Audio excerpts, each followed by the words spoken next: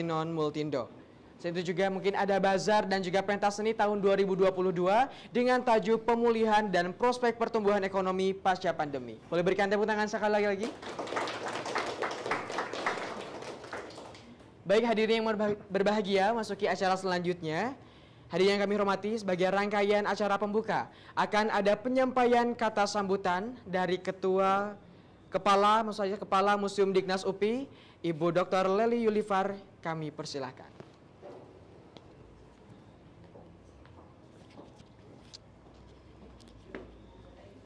Assalamualaikum warahmatullahi wabarakatuh. Oh, pakai ini ya.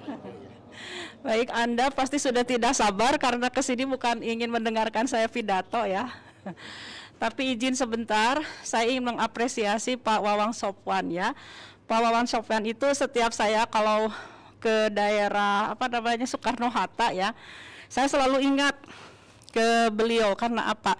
Saya pernah berbincang dengan beliau bahwa patung Soekarno yang ada menjelang ke bandara itu menggunakan modelnya itu adalah badannya beliau. Ya, ketika proses patung itu kan biasanya harus ada model ya, itu yang pertama. Kemudian yang kedua, beliau itu adalah alumni kimia UPI dan seangkatan dengan saya. Dan yang ketiga, beliau itu adalah teman main saya waktu SD ya, satu SMP juga, dan SMA-nya di Tasik walaupun berbeda, saya SMA Negeri 2, beliau di Wahana Bakti, kemudian ketemu lagi di UPI. Nah, tetapi beliau ada di sini bukan karena beliau adalah teman SD saya dan bukan karena dia adalah teman main saya, tetapi karena prestasi beliau yang sangat mendunia ya. Di antaranya waktu saya sedang meneruskan kuliah saya di Unpad, saya pernah inbokan di Facebook di mana beliau saat itu sedang ada di Belanda. Ya. Ternyata di Belandanya itu beliau sedang menjadi guru teater. Bayangkan guru teater di Belanda. Betapa tidak bangganya kami ya sebagai orang UPI. Kemudian suatu saat saya melihat di Facebook beliau sedang ada di Jerman, kemudian sedang ada di negara Eropa lainnya, kadang juga di Australia. Itu semuanya adalah menjadi guru teater. Berarti benar-benar ada yang Anda yang berada di sini, ini alhamdulillah karena beliau ini alumni UPI bisa dihadirkan di sini, dan dihadiri juga nih oleh Kepala UPT Kebudayaan Pak Dr. Ayo. Terima kasih Pak Dr. Ayo ini banyak mensupport kegiatan Museum Gustu Kampus, di mana berbagai perform yang disajikan itu semuanya adalah karena dari kebaikan hati Kepala UPT Kebudayaan yang dalam hal ini berkolaborasi dengan kami, juga dengan BI ya. Ke depan insya Allah kami ingin merevolusi museum ini sebagai sebuah tempat di mana Anda bisa melakukan date di sini, rendezvous ya, bisa menjadi sumber belajar. Jadi jangan selalu memandang museum itu sebagai tempat yang hanya membosankan, melihat patung-patung diam, dielek-ketek juga diam gitu kan ya. Suatu saat patung-patung yang ada koleksinya di museum ini akan di-create dengan menggunakan teknologi metaverse ya, sehingga nanti Anda bisa berinteraksi dengan menggunakan teknologi itu, bisa ada dalam bentuk hologram gitu kan ya, bisa nanti yang menyukai misalnya penggalian ya, ekskavasi sebuah benda budaya itu nanti bisa dilakukan dengan teknologi terkini, sehingga seolah-olah Anda itu menjadi seorang antropolog gitu kan. Dan itulah yang ingin kami sampaikan hari ini, bagaimana Wawang Sopwan, teman bermain saya, alumni UPI yang sudah mendunia, dihadirkan di sini sehingga bukan hanya milik orang sejarah ketika cerita pergolakan batin Soekarno menjelang proklamasi. Demikian, Assalamualaikum warahmatullahi wabarakatuh.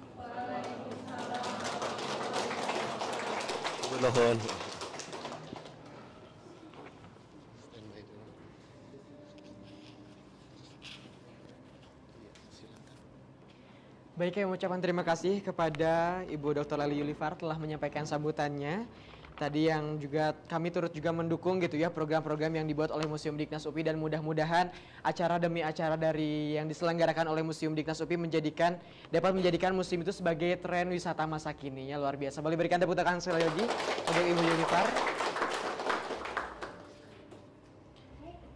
Untuk itu kita langsung saja, karena mungkin sudah menunggu dan penasaran bagaimana monolog Bung Karno seperti apa. Saya bacakan pengantarnya. Pengantar. Pertunjukan monolog dan pidato tokoh bangsa Indonesia memiliki peran penting dalam proses kreatif Wawan Sofwan. Selama hampir 20 tahun, konsisten membawakan pidato, monolog, dan bentuk pertunjukan lain yang berlatar peristiwa sejarah, merupakan usaha memelihara ingatan tentang nilai patriotisme dan nasionalisme. Di panggung pertunjukan, terlebih tema sejarah dan tokoh bangsa selalu dianggap sulit dipetakan, diuraikan, dan dihadirkan. Dalam panggung sebagai bagian referensi perkembangan suatu bangsa.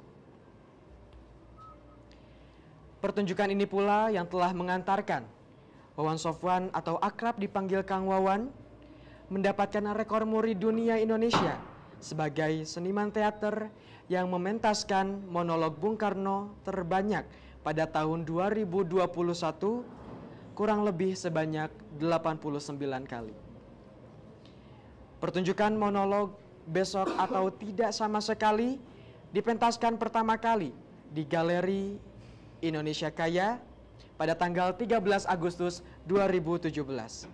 Dan masih di tahun yang sama, dilanjutkan pentas di New Art School Park, Bandung, kemudian Berlin dan Paris pada tahun 2018. Kemudian pada tahun 2022 ini telah dipentaskan di 4 kota, yaitu Solo, Jakarta, Bandung, dan juga Bali.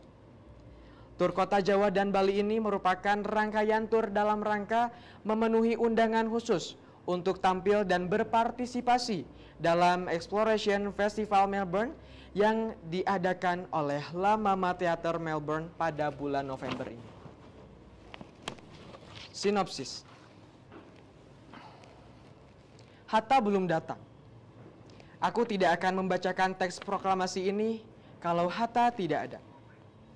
Aku memerlukan dia. Aku seorang Jawa dan Hatta dari Sumatera. Demi persatuan, aku memerlukan seseorang dari Sumatera. Hatta adalah pilihan yang baik agar bisa menjamin datangnya dukungan dari rakyat. 3 hari menjelang proklamasi kemerdekaan Indonesia, Bung Karno melewati masa-masa paling berpengaruh untuk bisa berdiri sebagai sang proklamator kemerdekaan Indonesia. Gesekan-gesekan dengan orang-orang terdekat cukup mempengaruhi pengambilan keputusan, tidak hanya untuk dirinya, tapi juga kelangsungan bangsa Indonesia. Peristiwa ini adalah refleksi Bung Karno menjelang proklamasi dibacakan. Sebelum Bung Hatta datang dan mendampinginya melangkah pada pintu kemerdekaan Republik Indonesia yang telah diimpikan seluruh rakyatnya. Dan inilah pertunjukan monolog Bung Karno, Besok atau Tidak Sama Sekali, naskah dan monolog oleh Wawan Sofwan. Selamat menyaksikan.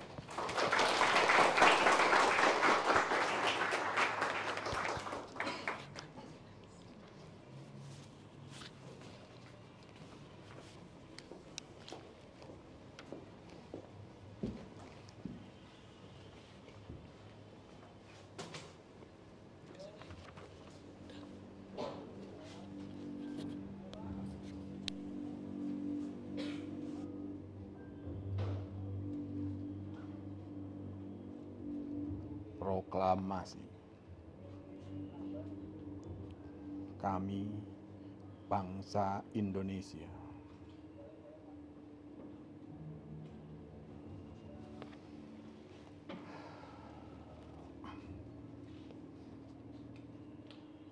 Hatta belum datang. Aku tidak akan membacakan teks proklamasi ini kalau Hatta tidak ada. Aku membutuhkan dia. Aku dari Jawa dan Hatta dari Sumatera. Demi persatuan, aku membutuhkan seseorang dari Sumatera. Dan Hatta adalah pilihan yang paling baik agar mendapat dukungan dari rakyat. Kami bangsa Indonesia.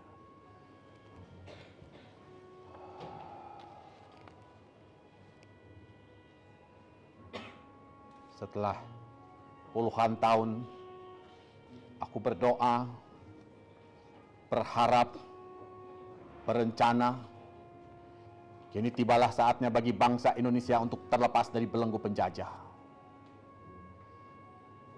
Sebuah peristiwa yang telah aku rindukan sejak aku belajar di Cokro Aminoto, kuliah di Bandung, membacakan pledoi Indonesia Menggugat,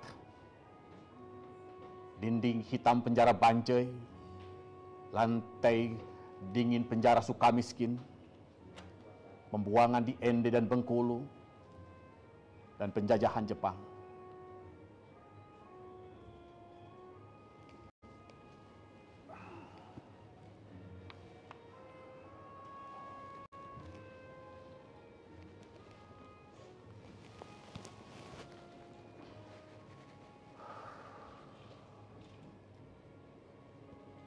Sudah 3 hari ini aku tidak bisa tidur.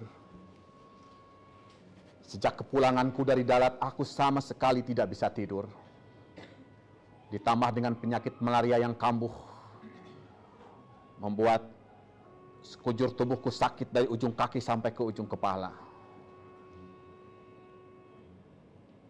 Ya.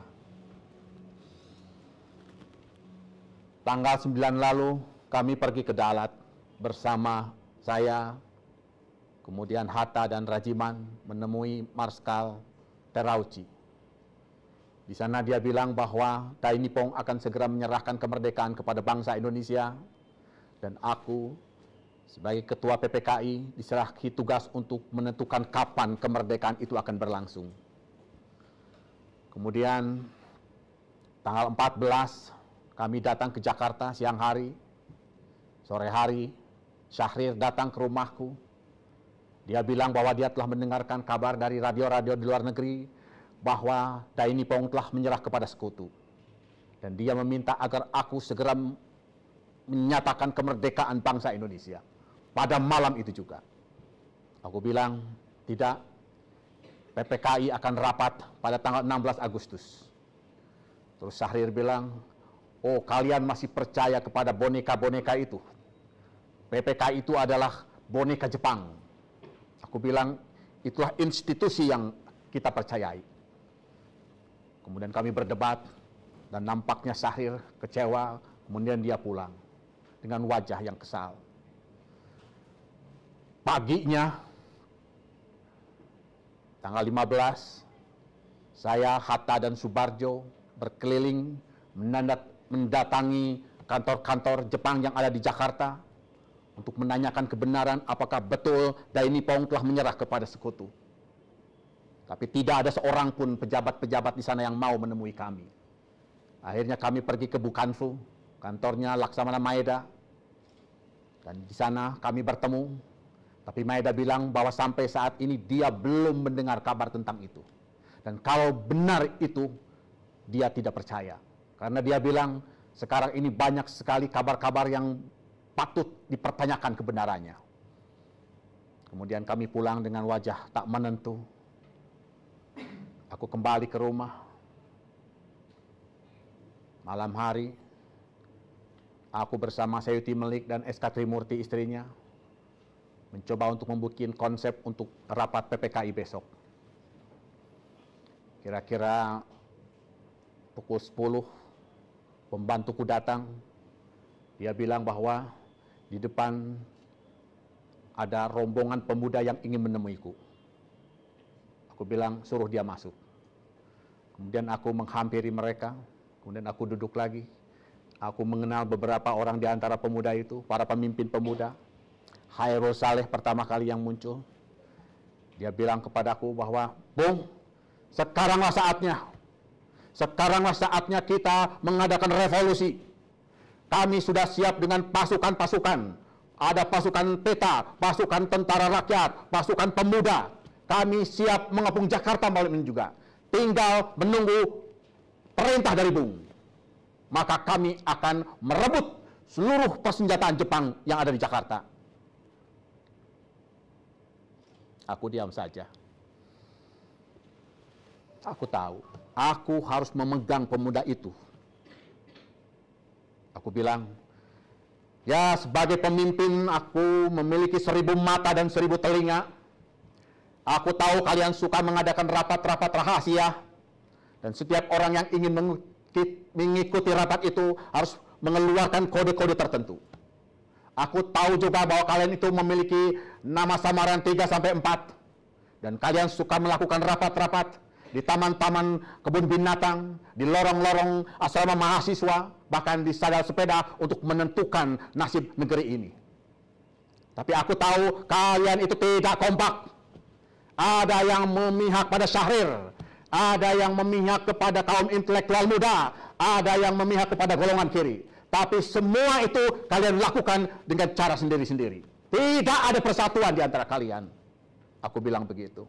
Dan aku tahu kalian itu selalu melakukan perpindahan tempat tidur karena kalian itu takut kepada Kempetai. Kemudian kalian akan bergerak naik sepeda untuk menyampaikan instruksi rahasia. Tapi instruksi dari siapa itu?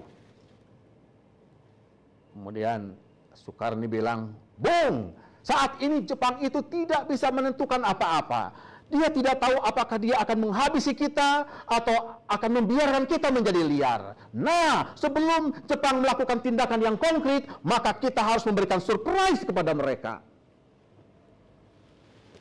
Aku senyum saja. Karena bagaimanapun juga aku tetap harus mempertahankan mereka. Jangan sampai liar. Kemudian aku tanya, mana persiapan kalian? Apa rencana kalian? Mana pasukan kalian yang sebenarnya? Terus mereka bilang, Bung, kami ini siap mati. Ya, aku tahu, tapi mana persiapan kalian? Kalian tidak mungkin melawan tentara Jepang dengan persenjataan yang lengkap. Mana? Tunjukkan kepadaku kekuatan kalian yang sebenarnya. Atau begini saja, apa yang akan kalian lakukan jika seandainya revolusi berhasil? Dan bagaimana cara mempertahankannya? Yang kedua, bagaimana kalian menyelamatkan perempuan dan anak-anak? Dan yang ketiga, bagaimana orang-orang di luar Jakarta mengetahui bahwa sekarang ini atau besok akan mengadakan revolusi? Bagaimana teman-teman kalian yang ada di Lombok, di Aceh, di Sumatera, bagaimana mereka tahu semua? Mereka diam. Itu yang aku pikirkan. Aku akan memikirkan secara matang bagaimana sebuah peristiwa revolusi itu akan berlangsung. Ini rahasiaku. Dan ini strategiku, aku bilang. Pertama, kita harus menyiapkan strategi agar revolusi ini bisa berlangsung di seluruh Indonesia. Dan yang kedua, kita harus menyusun sebuah teks proklamasi yang revolusioner. Dan yang ketiga, baru kita mengadakan revolusioner. Kalian mengira bahwa aku baru kali ini saja melakukan revolusi. Tidak, aku berjuang untuk kemerdekaan Indonesia itu lebih lama dari kalian. Mereka diam semua. Tiba-tiba, ruangan itu saat itu gelap, temaram, hanya mengandalkan cahaya dari ladam saja. Tapi aku melihat seberkas cahaya yang memantul dari sebuah benda logam tajam. Aku perhatikan mereka. Oh, ada seorang pemuda membawa golok yang diselipkan di pinggangnya. Lalu aku amati semuanya. Ternyata mereka membawa persenjataan lengkap. Tapi aku tidak takut. Aku tahu mereka tidak akan berbuat apa-apa kepadaku. Kemudian aku melirik ke arah dalam. Nampak Fatmawati, Sayuti Melik, dan SK Trimurti berdiri ketakutan di ambang pintu. Kemudian aku bilang pada mereka,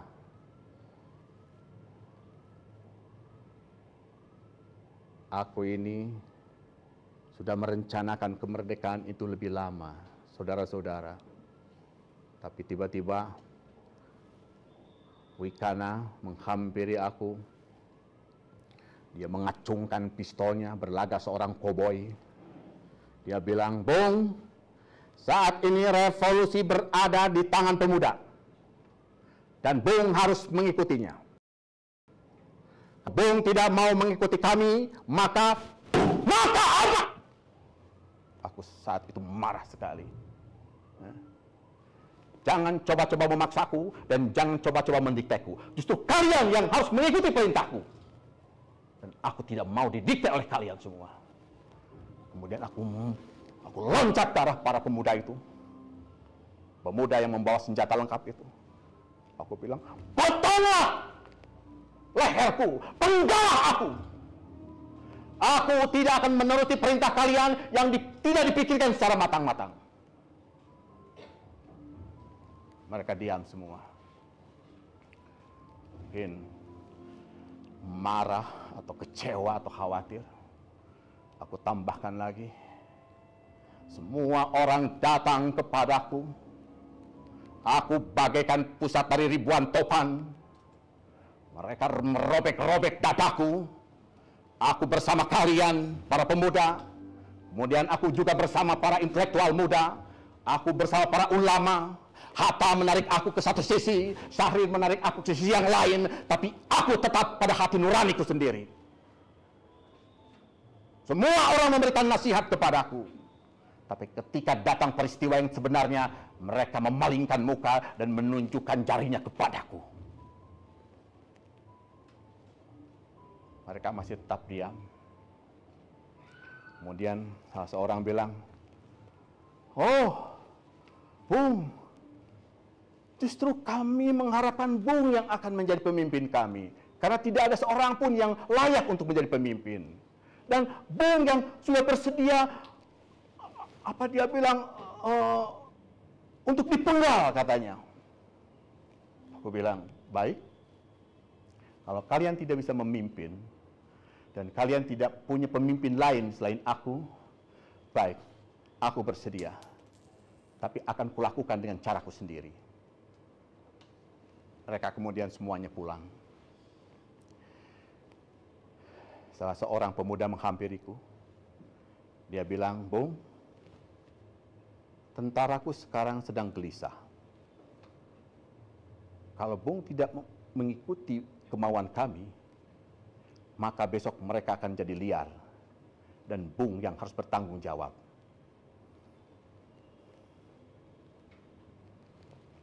Aku tidak memperhatikan omongan mereka.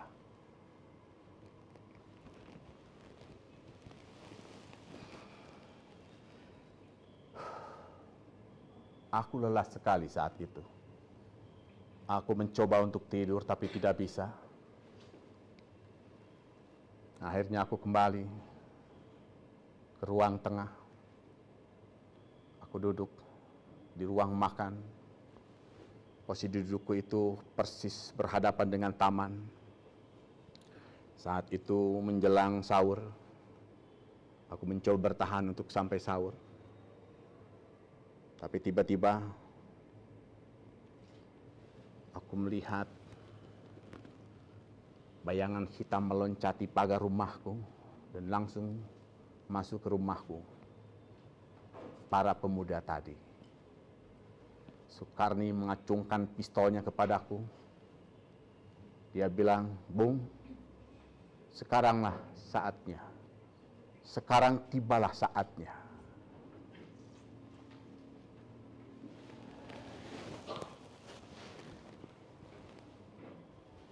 Baik. Bunuhlah aku. Bunuhlah aku sekarang juga. Kalau aku memimpin revolusi kemudian tidak berhasil, aku pun akan dipenggal. Kalian semua juga akan dipenggal. Kalian mati ada penggantinya. Sedangkan kalau aku mati, siapa yang akan menggantikan pemimpin? Tiba-tiba Seorang pemuda bilang, "Tidak, Bung, kami akan membawa Bung keluar dari Jakarta. Kami akan amankan Bung, karena besok akan terjadi revolusi yang sangat luar biasa." Sekarang saatnya, Bung, mumpung tentara Jepang sedang tidak dalam forum yang bagus, kita serbu Jepang. Percuma saja aku semalam suntuk menasihati mereka. Aku sama sekali tidak mau mendebat. Kemudian aku masuk ke kamar, menemui Fatmawati yang ternyata sudah terbangun karena mungkin suara teriakan-teriakan tadi. Aku bilang padanya agar bersiap-siap. Kemudian Fatmawati mengangguk, keluar bersamaku. Di luar, seorang prajurit menyerahkan sebuah bungkusan pakaian. Dia bilang, "Pakailah, Bung. Tentara Jepang akan curiga kalau ada sipil yang bergerak pagi-pagi." Ternyata itu adalah seragam tentara. Lalu bagaimana dengan Ibu Fatmawati? Aku bilang, "Oh, tidak apa-apa, Bung. Tentara Jepang sudah terbiasa melihat prajurit bersama keluarganya pergi." Kami keluar. Ternyata di luar, di pekarangan sudah ada 2 mobil yang berhenti. Aku melihat mobil paling depan, salah seorang penumpangnya melambaikan tangannya kepadaku. Aku amati, Hatta ikut juga diculik. Lalu kami pergi. Aku mengira saat itu perjalanan akan menuju Bogor. Aku tanyakan pada prajurit, tapi tidak ada seorang pun yang menjawab. Menjelang fajar, Guntur menangis. Dia ingin susu. Tapi Fatmawati lupa saat itu dia tidak membawa susu formula. Akhirnya kami berhenti sebentar. Kemudian Fatmawati menyusui Guntur. Sungguh sebuah ironi. Sebuah revolusi berhenti karena tangisan seorang bayi. Kemudian kami pergi. Tibalah di sebuah tempat, di depan kami ada sebuah truk raksasa.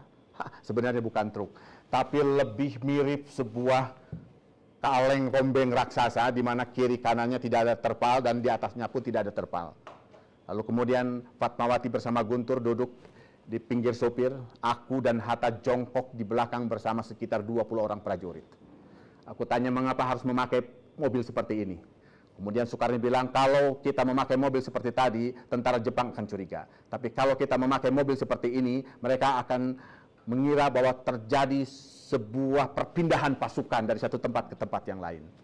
Kemudian kami pergi. Di satu tempat tiba-tiba mobil itu berhenti, karena seorang prajurit bilang bahwa di depan tidak aman. Kemudian kami turun, kami masuk ke sawah, di tengahnya ada gubuk, diam sejenak, para prajurit mengelilingi gubuk tersebut. Tapi tak lama kemudian, seorang prajurit bilang bahwa ini pun tidak aman, kita harus segera pergi. Berjalanlah kami. Sampai akhirnya tiba di sebuah tempat. Dan kami masuk ke sebuah rumah, agak besar tapi kotor, di tengah kebun penuh dengan babi, dan rumah itu ternyata milik seorang Tionghoa. Aku bilang, kenapa di sini? Prajurit bilang, inilah tempat satu-satunya yang cocok untuk Bung. Karena tempat ini dekat dengan markas kami.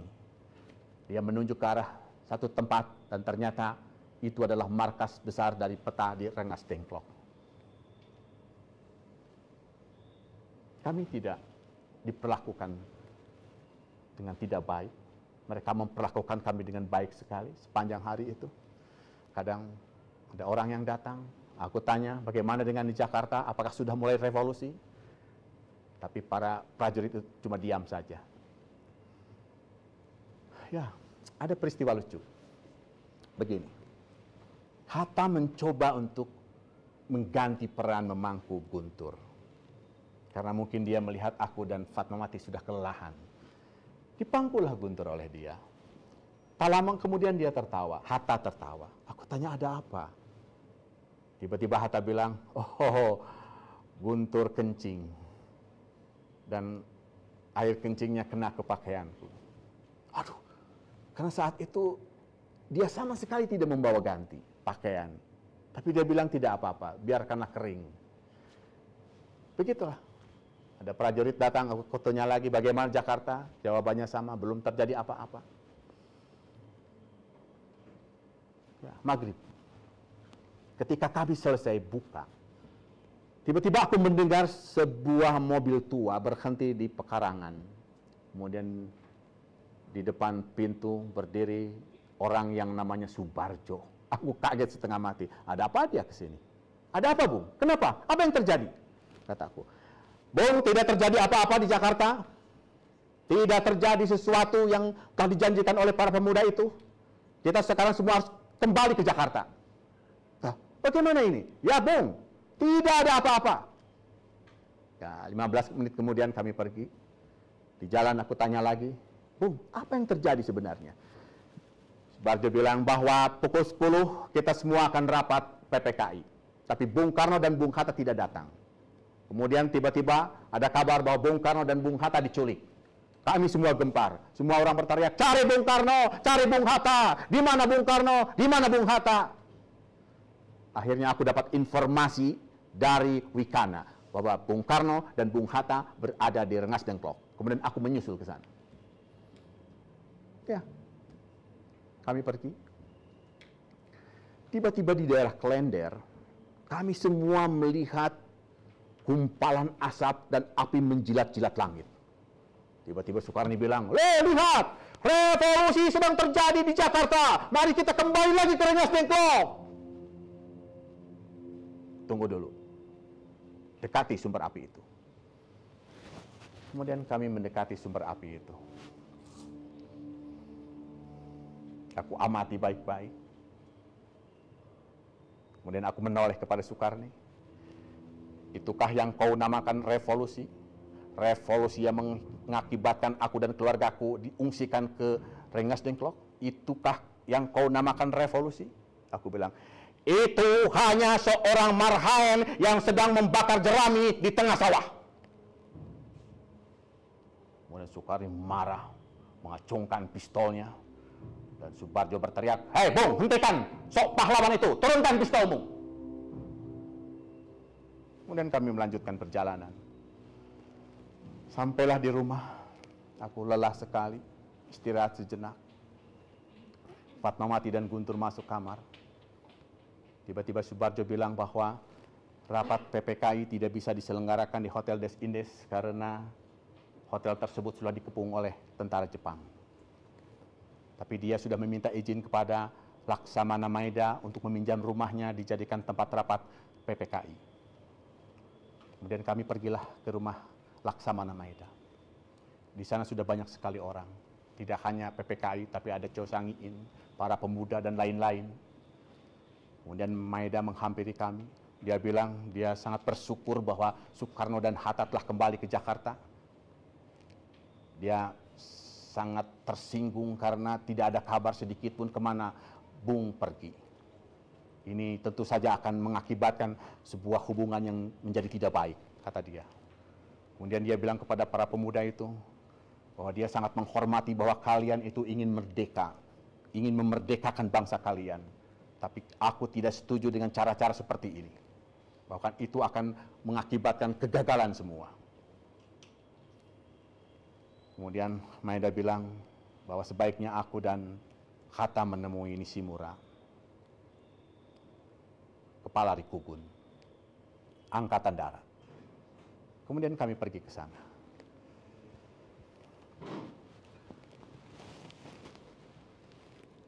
Nishimura bilang bahwa saat ini Dai Nippon sudah tidak punya kekuatan apa-apa. Sekarang ini Dai Nippon hanya sebagai penjaga keamanan dari tentara sekutu. Dan Dai Nippon merasa menyesal karena tidak bisa memberikan kemerdekaan kepada bangsa Indonesia. Karena sejak saat siang tadi, negara ini sudah dalam keadaan status quo, dan kami, Dai Nippon, bertugas untuk menjaga status tersebut. Kemudian aku bilang, bukankah di Dalat, Jenderal Terauchi telah menyatakan bahwa Dai Nippon akan menyerahkan kemerdekaan kepada bangsa Indonesia. Dan malam ini kami akan mengadakan rapat panitia persiapan kemerdekaan di rumahnya Laksamana Maeda. Kemudian Nishimura bilang, kalau seandainya rapat itu dilakukan pagi hari, maka kami akan membantu. Tapi sejak siang hari, negara ini sudah dalam keadaan status quo. Jadi kami harus menjaga negara ini. Dan kalau tuan-tuan melakukan rapat, maka kami, setidaknya Rikugun, akan membubarkan rapat tersebut. Aku bilang, Nishimura kakak, kalau seandainya memang Dai Nippon sudah tidak bisa menyerahkan lagi kemerdekaan kepada kami, maka kami akan merebutnya dengan cara apapun, bahkan dengan kekuatan senjata. Dan kami tidak mau negara ini dijadikan sebagai barang inventarisir. Jadi sebaiknya Dai Nippon diam saja daripada kita nantinya akan mengakibatkan sebuah hubungan yang tidak baik. Terus dia bilang, tidak, Bung Tuan Soekarno, kami tidak bisa melanggar hak status quo tadi. Bahwa kami hanya bertugas menjaga keamanan. Dan kalau para pemuda melakukan pemberontakan, maka kami akan tumpas habis. Terjadi perdebatan yang sangat seru. Hatta hanya bilang tentang janji seorang samurai, tapi Nishimura mencoba untuk mengelak. Akhirnya kami menutup pembicaraan. Kemudian kami pulang. Maeda tidak ada, mungkin dia sudah pulang. Di jalan, aku bilang kepada Hatta, apapun yang terjadi, besok kita harus memproklamasikan kemerdekaan Indonesia. Besok atau tidak sama sekali.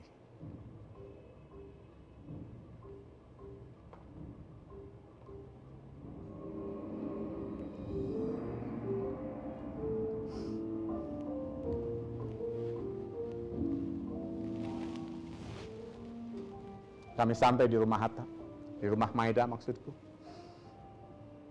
Kemudian aku bilang pada teman-teman bahwa Nishimura akan melarang rapat yang akan dilakukan di rumah Maeda karena akan mengganggu status quo. Tapi kemudian tiba-tiba Maeda memberikan isyarat kepadaku agar mengikutinya. Kemudian aku, Subarjo, Hatta mengikutinya, dan kami pergi ke sebuah ruangan di belakang. Di dalam ruangan itu ada meja bundar, kami duduk mengelilingi. Aku bilang pada Maeda, aku mengucapkan terima kasih telah menyediakan rumahnya untuk dijadikan sebagai tempat rapat PPKI. Dan aku menyesal karena telah membuat friksi antara Maeda dengan Nishimura. Atau tidaknya Rikugun dan Kaigun. Maeda bilang, itu sudah tanggung jawab saya untuk membantu Indonesia merdeka. Tuan-tuan silakan rapat di rumah ini, karena ini adalah kekuasaan Kaigun. Tapi kalau tuan-tuan rapat di luar rumah kami, maka itu adalah kekuasaan Rikugun dan kami tidak bisa menghalanginya. Kemudian kami rapat. Ada yang lupa.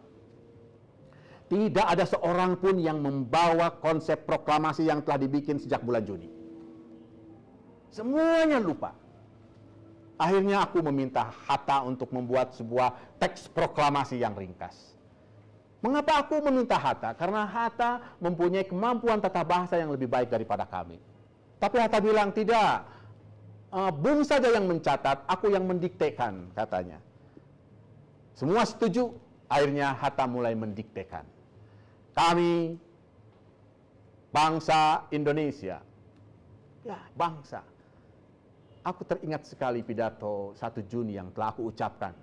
Was ist eine Nation? Eine Nation ist eine Ausschicksalgemeinschaft, erwachsene Charaktergemeinschaft. Bangsa itu adalah persatuan nasib. Begitu Otto Bauer bilang. Dengan ini menyatakan kemerdekaan Indonesia. Begitu Hatta bilang. Aku tulis. Ya, kemerdekaan adalah milik semua bangsa, baik bangsa kulit berwarna maupun bangsa kulit putih. Kemudian Hatta melanjutkan, aku menulis.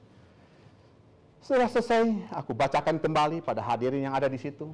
Semua menyetujuinya. Tapi tiba-tiba Soekarni berteriak, aku tidak setuju, itu kurang revolusioner. Sebaiknya kalau ada pihak-pihak yang akan mempertahankan negara ini, kita harus merebutnya. Dia bilang begitu. Tapi kami semua tidak setuju. Akhirnya kembali kepada konsep awal yang telah dibikin Hatta dan aku itu. Aku bacakan kembali. Kemudian setelah itu aku, Hatta dan semuanya pergi ke ruang tengah, menemui teman-teman di sana dan meminta maaf bahwa waktunya telah molor, hampir mendekati sahur. Kemudian aku membacakan teks proklamasi. Hatta di sampingku. Aku tanya bagaimana? Tuan-tuan, apakah setuju? Setuju, setuju. Mereka bilang, aku bacakan lebih keras lagi. Apakah tuan-tuan setuju dengan teks proklamasi ini? Semua orang bilang, setuju, setuju. Merinding tubuhku mendengarkan orang-orang berteriak setuju.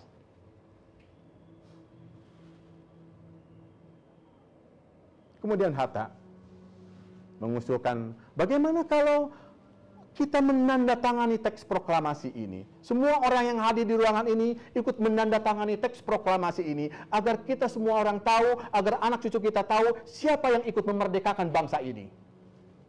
Seperti di Amerika Serikat, dia bilang, senyap awalnya. Terus tiba-tiba Soekarno lagi bilang, aku tidak setuju.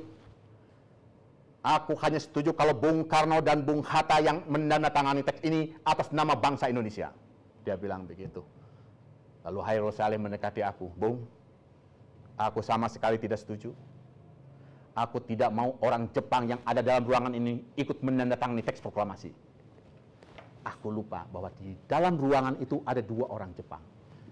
Akhirnya kami setuju semua bahwa yang menandatangani teks proklamasi adalah aku dan Bung Hatta.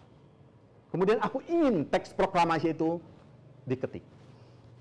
Aku meminta Sayuti Melik agar meminjam mesin tik kepada Maeda. Tapi tiba-tiba Sayuti bilang bahwa Maeda tidak punya mesin tik berhuruf biasa. Yang di rumah itu adanya mesin tik berhuruf hiragana. Tapi Maeda bilang bahwa ada seorang konsul Jerman yang di daerah Senen mempunyai mesin tik biasa. Dr. Chandler namanya. Maka pergilah Sayuti Melik dengan pengawal dari Maeda. Kami semua menunggu dengan sangat khawatir. Tapi Maeda bilang, tidak usah khawatir. Sebaiknya sekarang tuan-tuan sahur dulu, seadanya saja yang ada di rumahku. Ya, di rumah Maeda hanya ada roti, telur, dan ikan sarden. Tapi kami semua menikmati sahur itu. Kemudian Sayuti Melik datang, mengetik. Aku memperhatikan setiap ketikan oleh Sayuti Melik. Ada 2 perubahan atas nama bangsa Indonesia dan tempo yang tadinya ditulis dengan H, hanya dicoret. Lalu kemudian selesai dibacakan. Semua setuju. Tiba persoalan, di manakah teks proklamasi itu akan dibacakan? Lalu Soekarno bilang, bagaimana kalau di lapangan Gambir saja? Aku akan mengundang para pemuda untuk datang ke sana, untuk menyaksikan proklamasi kemerdekaan Indonesia. Aku langsung membantahnya. Tidak, jangan. Kalau di sana nanti tentara Jepang akan curiga dan akan menimbulkan salah paham. Bagaimana kalau di rumahku saja? Pekaranganku cukup luas, bisa untuk 100 orang. Ternyata semua orang setuju. Aku bilang, baik, jam 10 tepat, aku tunggu. Kemudian semua pergi. Aku, Hatta, Subarjo berpelukan. Kemudian datang Maeda memberikan selamat. Lalu kami pergi. Aku dibonceng Hatta ke rumah. Sampai di rumah, pekaranganku sudah penuh dengan orang. Aku masuk ke dalam kamar. Aku melihat Fatmawati sedang membereskan sebuah bendera. Dia bilang bahwa ada seorang pemuda yang menanyakan bendera. Dan dia ingat bahwa tahun lalu dia telah menjahit bendera tersebut. Lalu aku kembali ke ruang tengah. Aku mencoba untuk tidur tapi tidak bisa. Aku berusaha mengenang kembali peristiwa yang 4 hari sebelumnya. Dalat, pertengkaran dengan mahasiswa, perdebatan dengan Nishimura, Rengas Dengklok. ada sesuatu yang membuat aku merasa panas, melebihi demamku, adalah perasaan bahwa Indonesia akan merdeka sebentar lagi.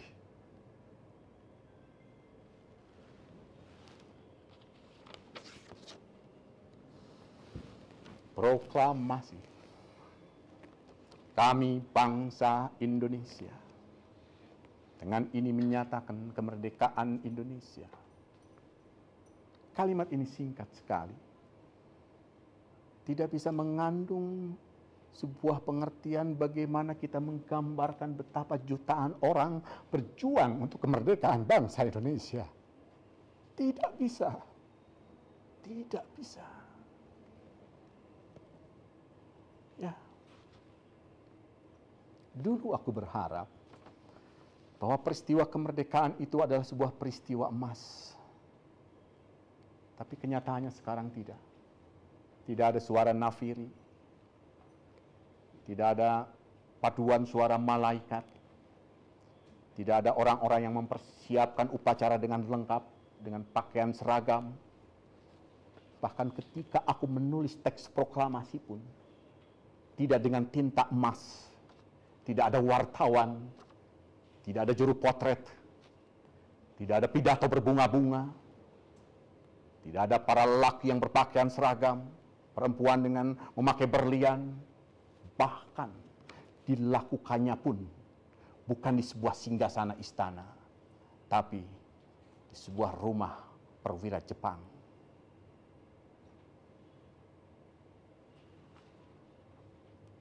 Tapi itu dulu. Sekarang bagiku ini adalah sebuah peristiwa emas dan bahkan melebihi peristiwa emas.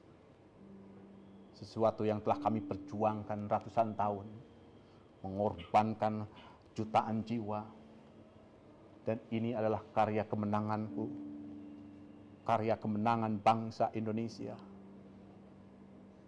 menyatakan proklamasi kemerdekaan. Ya.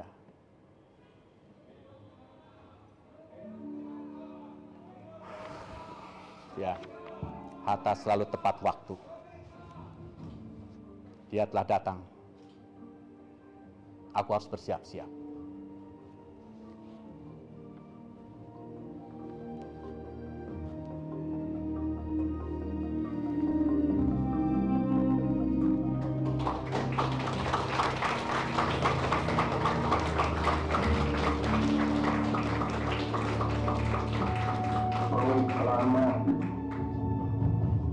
Kami, bangsa Indonesia, dengan ini menyatakan kemerdekaan Indonesia. Hal-hal yang mengenai pemindahan kekuasaan dan lain-lain diselenggarakan dengan cara saksama dan dalam tempo yang sesingkat-singkatnya. Jakarta, 17 Agustus 1945, atas nama bangsa Indonesia, Soekarno, Hatta.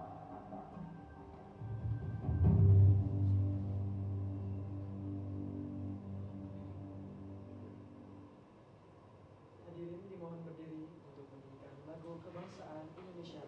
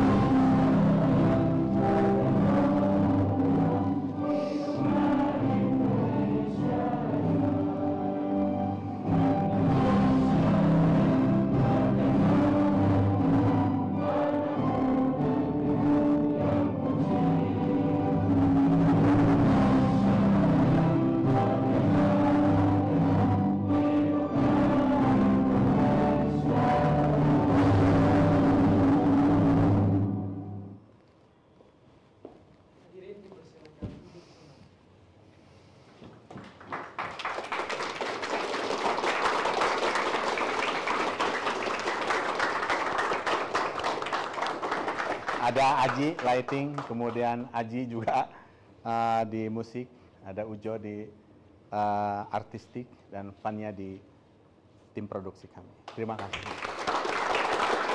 Terima kasih. Luar biasa sekali, boleh berikan tepuk tangan yang meriah.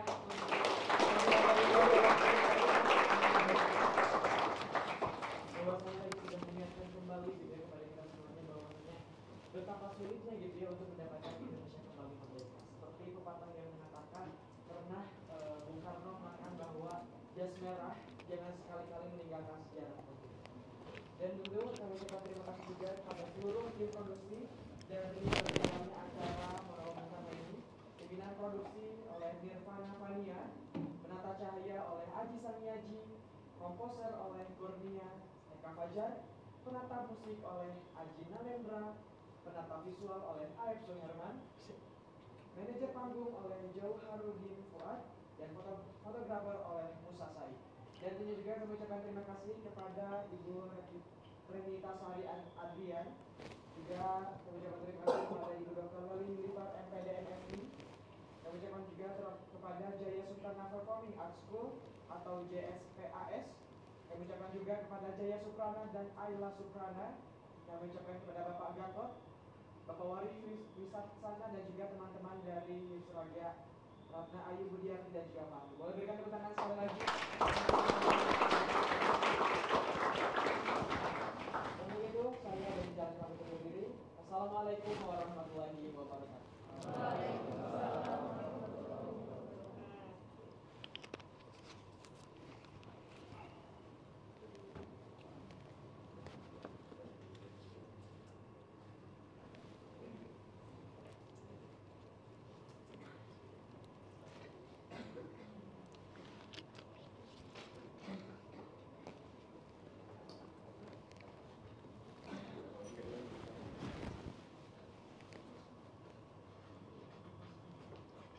hadirin yang berbahagia, tentunya pada saat ini ada perbedaan ucapan sebagai bentuk ucapan terima kasih dari Ibu Kepala Museum Dinas Sudi, Ibu Dr.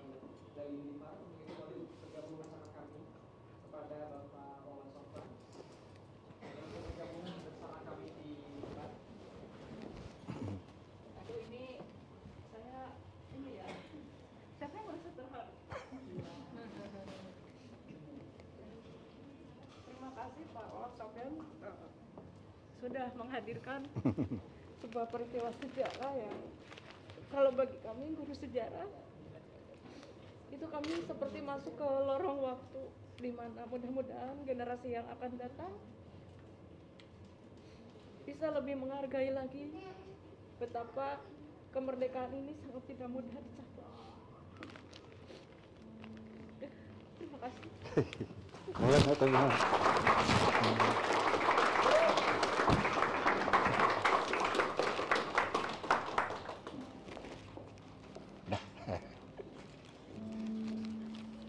Ya, nuhun.